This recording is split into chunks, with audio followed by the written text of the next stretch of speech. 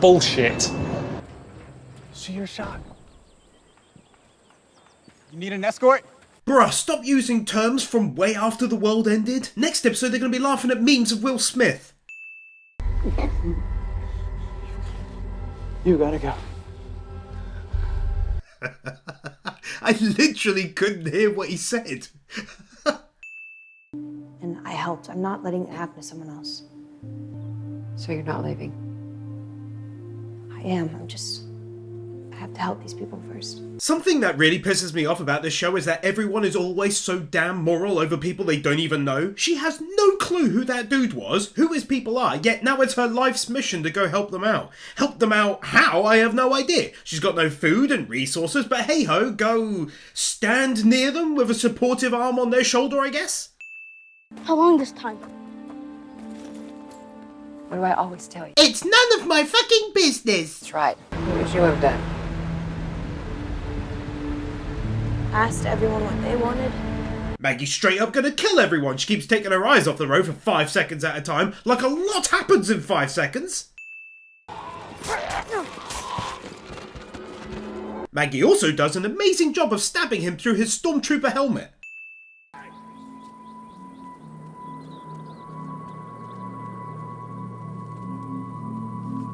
It's Aaron. Well, that was an awkwardly long delay. Did you think it was maybe his clone? 15:12, Christ speaks of a rich father's wayward son that selfishly set off to distant lands. This goes on for quite some time.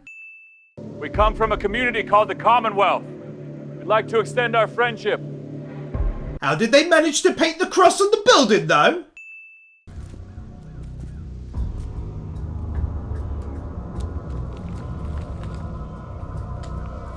Amazing that she found a seemingly infinite stock of nail varnish to keep up the irritating 4'10" wannabe scary persona she's got going on.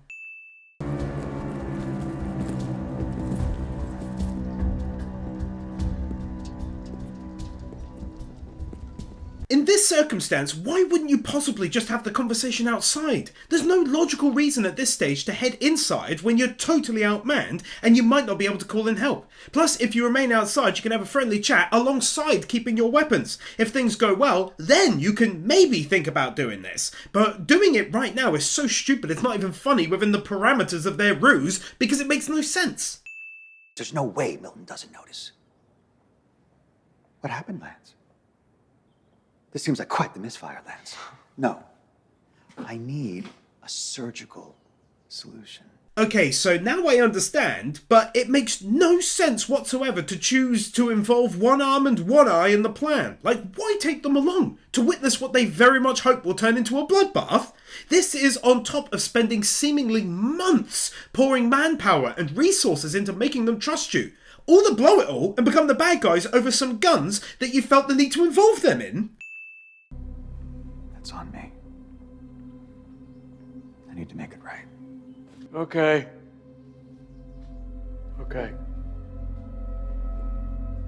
What are you thinking? So they threaten each other. I'll take away your cushy life. Oh yeah, do you want to die? Then he goes, most of those troopers were kids. I have to make this right. And suddenly he's all in on the bloody plan. Hey! Stop! There's the priest in season 10. If you capture someone, cut off their fingers till they tell you what you want to know. Here's the same guy who stabbed an unarmed priest just 4 episodes ago, and now he's suddenly the moral compass of the group once again, just out of the blue.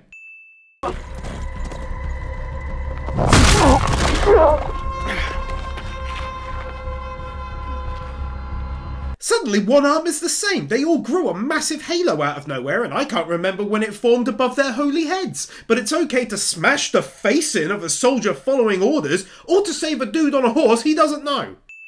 I turned my back for 1 goddamn minute! Yeah, but how are you going to cheesecake stab his head when he's wearing a damn helmet? What all the Commonwealth want with all those guns? Okay, so firstly, you have no idea how many guns there were. All we've heard is that it was part of a shipment, so that's a dumb question. Secondly, they have a city of 50,000 people. Isn't it logical they'd need a lot of guns, or need a lot of guns to be moved around to different outposts or whatever? New power for the lock. Quiet behind you. As though she wouldn't be able to hear them. We'll go find a generator. It's all right, just hang on, okay? What's your name? My name's April. You know, I gotta say, it's really not much of a safe room if you can pretty much whisper and be heard on the other side of it. I left because I gave a shit. I left because that's what everyone needed, right? And you find them? And your... What is she to you? And you're for Shin Yu? And your... What is she to you? And you're for Shin Yu? And your... What is she to you? And you're fortune you? The place we're living now is different from any place we've ever seen. No, it isn't. I hope that they might be, but they just want to swallow up other communities. Well, now you're just talking out your ass, aren't you? Because you're talking with zero knowledge. Like, she's right, annoyingly, but she doesn't know that, and to be fair, she's not really 100%, even though the show will make her all of that 100% correct, because it's a city of 50,000 people. They're not all in on it, bruh. They're like the Whisperers, they just wear different masks. I know they're trying something poetic there, but it really doesn't land. One group walked around in walker skin masks, tormenting everyone they came across. The others basically live old world lives to the letter. There's a massive difference, and you can't just paint them as the same because currently a group of like 10 to 15 of them are acting like bellends.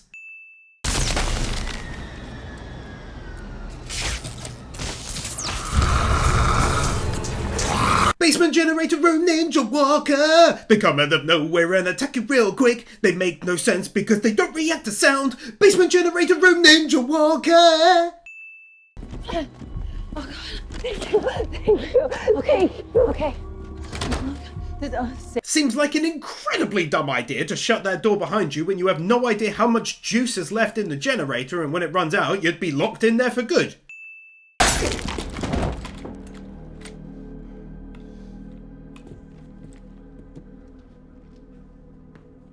It never ceases to amaze me when they play off like they're in trouble. We'll spread their blood and then sneak out past them. But then when the shit hits the fan, it takes about 9 seconds and they've slaughtered the entire room. Why not just do that at the start? What did he say to you?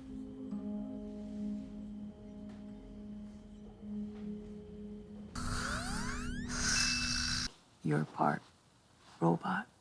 That's it. You got me. That's a weird thing to say. Daryl and I to steal cash from an abandoned house outside the perimeter. There was a woman there. They had done this before. They had sent civilians in, and none of them... She's signing while she's not even looking at her. And I'll make sure RJ gets to his classes on time tonight. Oh, you better. You know one general sin I've never raised? This big happy community is just a little bit too big and happy in issue 3. One huge deal in this universe is that when people die, they turn. But that's seemingly never a problem here. I get in smaller communities, but in ones this large, where someone might have a stroke, die of old age, or have an accident and die and then turn, it seems odd that never happens. It's just a completely safe and functioning city by all accounts. To your teachers, huh? This kid's metal arm is acting up again. People have died. More are missing. Your brother can corroborate. Michael? No. Not yours. I'm not a little kid anymore, Mike. Says the little girl who almost got caught on the radio a few months. He needs to decide if his arms are up top ready to do another exercise or down below leaning on the equipment. It can't be both, bruh. He doesn't exactly trust me, you know. But I'm starting to. They can actually have a very rare sin-off here, and that's for some decent character building on Maggie. Like, there may have been a temptation to turn her around on Negan super quick, but instead it took a very, very long time, as it would. So yeah, I like that. Props to them. And when this world fell... This walker on the left is so confused. Oh, pretend I'm eating him, even though he's clearly wearing armor? You never stop. We're working. Hey. You just... Oh, God, I mean, you even take it home with you. no, I got it. It's okay. That's fine. We can recover any of their weapons. follow the trail back to their camp, and then we end this. On it. You ready, bud? As ever. Why they just happily assume that everyone who entered their compound is dead, I have no idea. I mean, they easily could have spread out, but they just think everyone who entered all crowded into the house alone. Leah.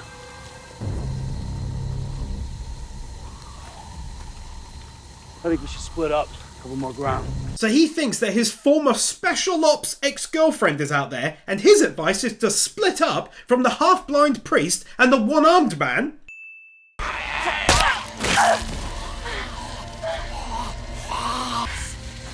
Go, please. I'll lead Leah and the others away. They forgot to put some blood on their stick. And hanging around Pamela's neck. I mean, when everyone finds out that she's not on their side, they're gonna question everything about this place. What are you actually signing, though? She's reading her lips. She's not even watching her hands. It's the aforementioned brazen. No, hey. It's okay. She's deaf. Yet she reacts at literally the exact same time as everyone else to a knock on the door. I mean, they were synchronized like crazy.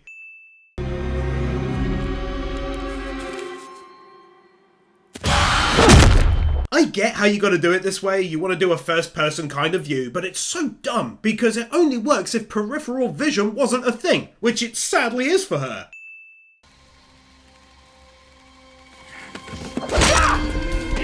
Investment in 1 year. What bullshit?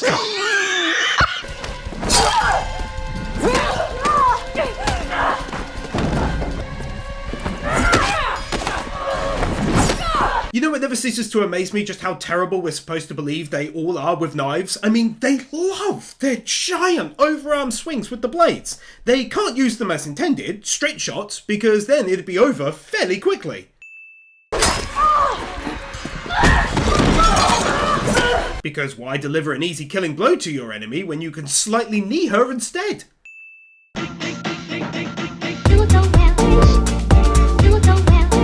Bird Without a Word, Nathan Burr, Ali 50, Darth Weirdo, Isael Caldera, Tyler, Ted L, Josh, Matt the Marshmallow, Kieran Robinson, Chris Harris, Yona Stahl, Manolo Saucedo Munoz, Steelers, Matthew Blanchett, Kim Munt, Manuel Morales, Conito, Dark Lord Bloody Soul, Blitzcloud, Aurakeeper, Keppa, Jeffa6263, Magnus, Kevin Nelter, Brendan Krier, The Epic Commander, Sentimento, Gaten 2000, Storm 970, Inakami and Water, Kaj Vorzelman, Sebastian Ramirez, Your Edvinson, Leaf Arn Hammer, Marquez,